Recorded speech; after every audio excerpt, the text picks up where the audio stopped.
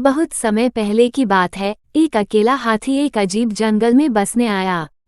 यह जंगल उसके लिए नया था और वह दोस्त बनाने के लिए देख रहा था। वो सबसे पहले एक बंदर से संपर्क किया और कहा, नमस्ते बंदर भैया, क्या आप मेरे दोस्त बनना चाहेंगे? बंदर ने कहा, तुम मेरी तरह झूल नहीं सकते क्योंकि तुम बहुत बड़े हो, इसलिए मैं तुम्हारा दोस्त नहीं बन सकता। इसके बाद हाथी एक खरगोश के पास गया और वही सवाल पूछा। खरगोश ने कहा, तुम मेरे बिल में फिट होने के लिए बहुत बड़े हो, इसलिए मैं तुम्हारा दोस्त नहीं बन सकता। फिर हाथी तालाब में रहने वाले मेढक के पास गया और वही सवाल पूछा।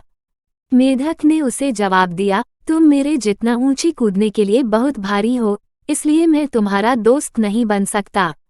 अब हाथी वास्तव में उदास था क्योंकि वो बहुत कोशिशों के बावजूद दोस्त नहीं बना सका। फिर एक दिन सभी जानवरों को जंगल में इधर उधर दौड़ रहे थे।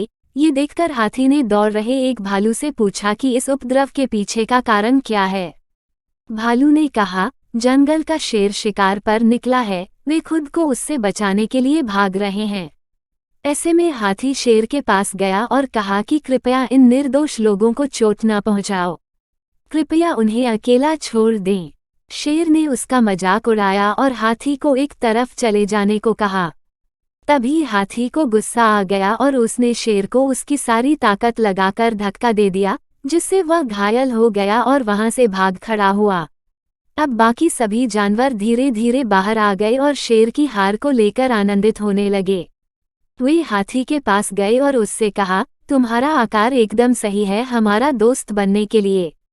सीख, इस कहानी से हमें ये सीख मिलती है कि एक व्यक्ति का आकार उनके मूल्य का निर्धारण नहीं करता है।